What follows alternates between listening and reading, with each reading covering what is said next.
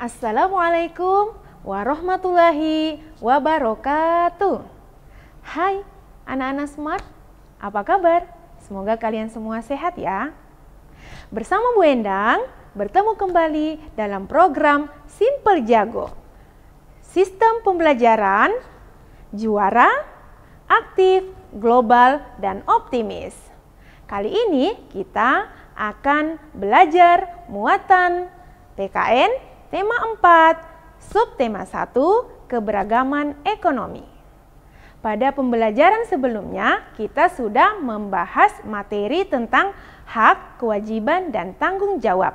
Nah, hari ini kita akan melanjutkan materi kita, yaitu tentang keberagaman ekonomi. Baik, anak-anak smart, sebelum kita mulai pembelajaran, yuk kita berdoa menurut kepercayaan kita masing-masing. Berdoa dimulai. Berdoa selesai. Baik anak-anak, kita masuk pada materi kita hari ini, keberagaman ekonomi di Indonesia. Dalam hal ini, kita akan hubungkan langsung dengan profesi ataupun pekerjaan masyarakat yang ada di Indonesia. Apa saja materi yang akan Bu Endang bahas pada pembelajaran hari ini? Yang pertama adalah pengertian kegiatan ekonomi.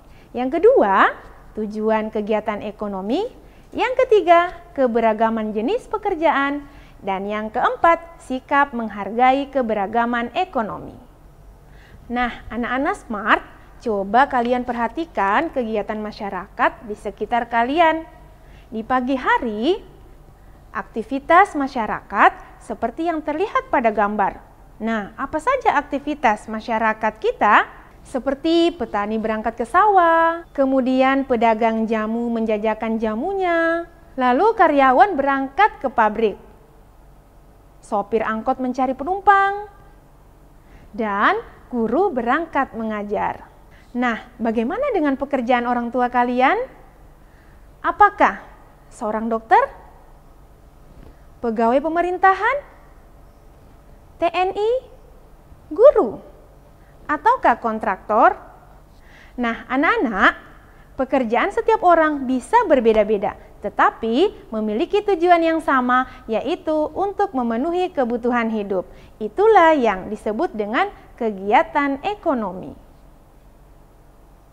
Nah, apa arti dari kegiatan ekonomi? Kegiatan ekonomi adalah segala bentuk usaha yang dilakukan oleh manusia dalam rangka memenuhi kebutuhan hidup. Tujuan kegiatan ekonomi. Tujuan utama dari kegiatan ekonomi tersebut adalah untuk mendapatkan penghasilan dalam rangka memenuhi kebutuhan hidup. Anak-anak yang smart, kebutuhan hidup itu tentunya banyak. Mulai dari kebutuhan pokok kita, makan, kemudian kebutuhan pendidikan kalian, kemudian kebutuhan yang lainnya juga ya. Jadi tujuan dari kegiatan ekonomi itu untuk memenuhi kebutuhan hidup. Anak-anak yang smart, tentunya tujuan kegiatan ekonomi tidak itu saja.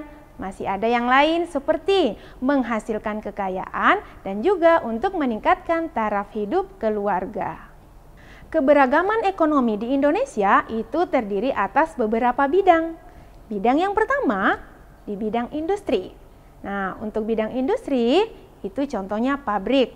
Pabrik itu juga banyak jenisnya. Ada pabrik pakaian, ada pabrik kendaraan, dan masih banyak jenis pabrik yang lain.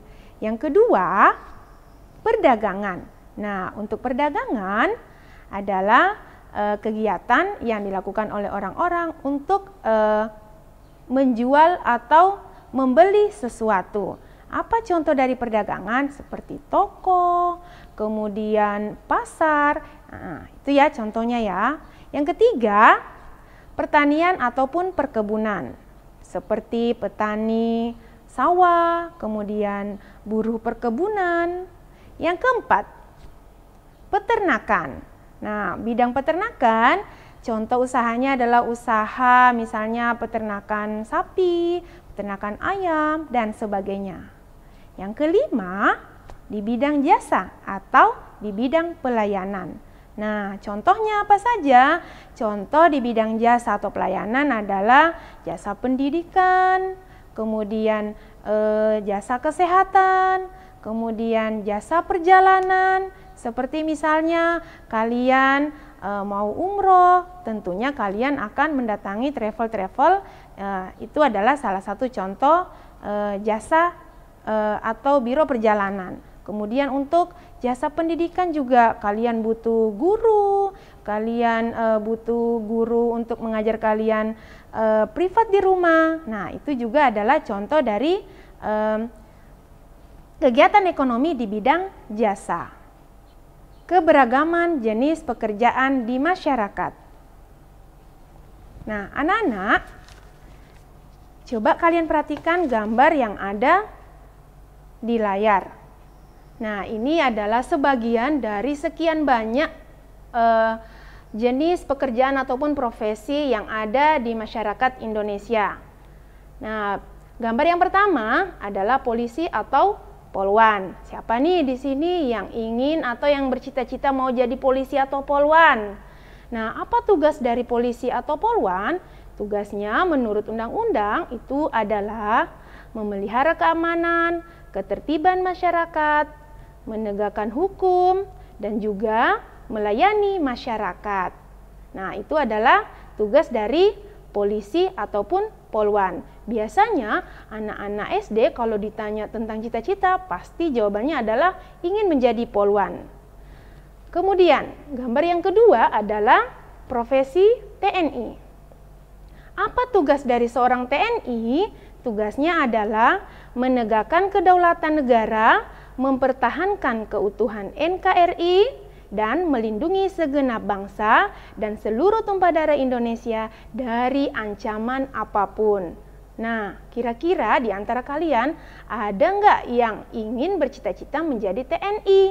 Nah, TNI itu juga bisa ditugaskan di luar negeri loh.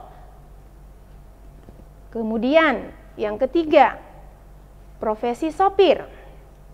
Apa tugas dari seorang sopir? Tugasnya adalah mengantarkan penumpang pada tujuannya. Untuk menjadi seorang sopir, tentunya anak-anak yang smart, menjadi seorang sopir itu harus memenuhi syarat. Apa saja salah satu syaratnya? Tentunya dia harus bisa mengemudi.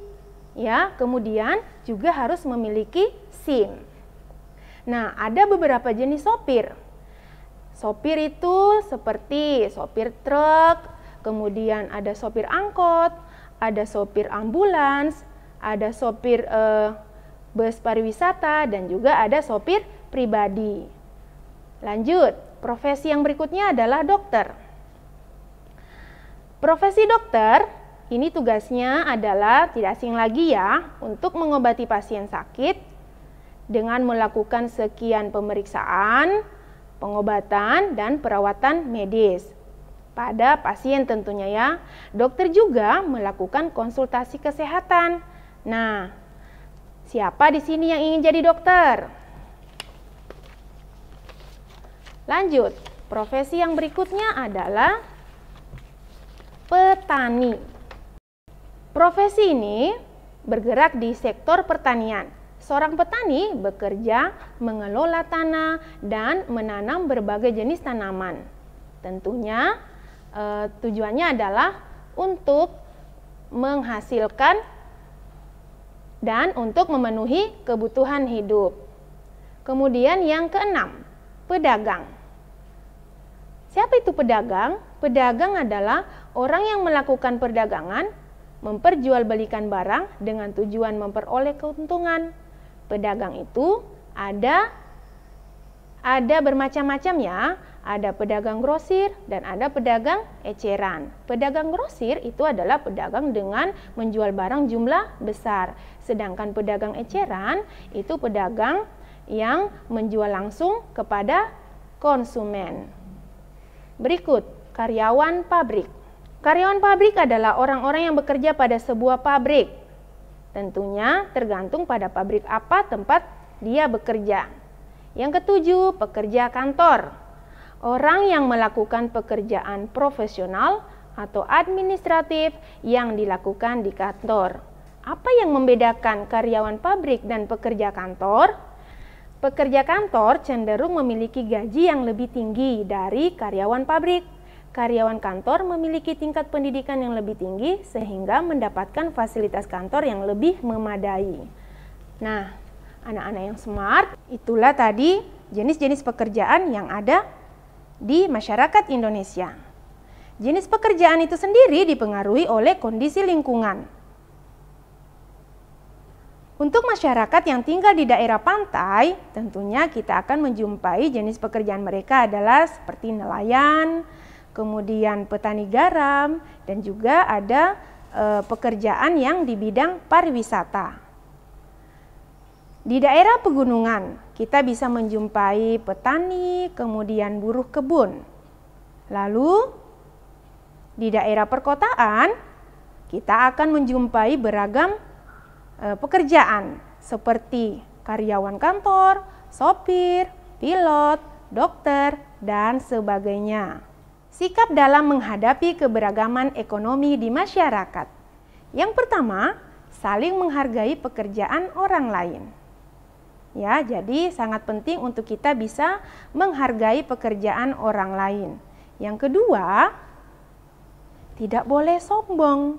Jadi, apapun jenis pekerjaan kita tidak boleh meremehkan pekerjaan orang lain ataupun kita tidak boleh sombong. Yang ketiga, tetap bersyukur dengan apa yang kita miliki. Jadi, penghasilan seberapapun yang kita dapatkan, kita harus tetap mensyukurinya. Yang keempat, jangan iri terhadap kesuksesan orang lain. Tetaplah berjuang, tetaplah berusaha, tetapi ingat, apa yang diraih oleh orang lain kita tidak boleh iri. Yang kelima, bermain dengan semua teman tanpa membedakan profesi orang tuanya. Ini sangat penting untuk kalian anak-anak ya. Jadi, berteman kita tidak perlu membedakan profesi orang tua. Misalnya, orang tua si A dengan jabatan misalnya karyawan kantor, kemudian si B, pekerjaan orang tuanya sopir, lalu kalian membeda-bedakan teman, itu tidak boleh ya. Jadi bermainlah dengan siapa saja tanpa harus membedakan profesi orang tua. Kemudian yang keenam, selalu bersikap ramah agar tercipta kerukunan. Nah, anak-anak, itulah materi keberagaman ekonomi di Indonesia. Dari apa yang sudah kita pelajari, kita dapat simpulkan. Yang pertama, kegiatan ekonomi. Kegiatan ekonomi adalah segala bentuk usaha yang dilakukan manusia dalam rangka memenuhi kebutuhan hidup. Yang kedua, tujuan kegiatan ekonomi. Apa tujuannya? Adalah untuk mendapatkan penghasilan guna memenuhi kebutuhan hidup. Yang ketiga, jenis pekerjaan di Indonesia itu beragam. Tentunya sangat dipengaruhi oleh kondisi lingkungan. Dan yang keempat, kita tentunya harus bisa hidup rukun walaupun jenis pekerjaan kita berbeda-beda. Nah, anak-anak yang smart, demikian materi kita pada hari ini. Semoga kalian bisa memahami dan tentunya bisa mengaplikasikannya di dalam kehidupan sehari-hari. Doa dari Bu Endang, semoga kalian nantinya bisa menggapai apa yang kalian cita-citakan ataupun mendapatkan pekerjaan sesuai dengan cita-cita kalian ataupun sesuai dengan potensi kalian. Amin. Pesan Bu Endang yang pertama, tetap semangat belajar walaupun dari rumah. Yang kedua, selesaikan tugas-tugas kalian yang tertunda agar nilai-nilai kalian bisa terisi. Kemudian yang ketiga, pelajari kembali materi-materi yang sudah pernah dibahas. Dan ingat anak-anak, sebentar lagi kalian akan mengikuti ulangan semester. Jadi harus semangat belajar. Dan jangan lupa tetap mengikuti protokol kesehatan.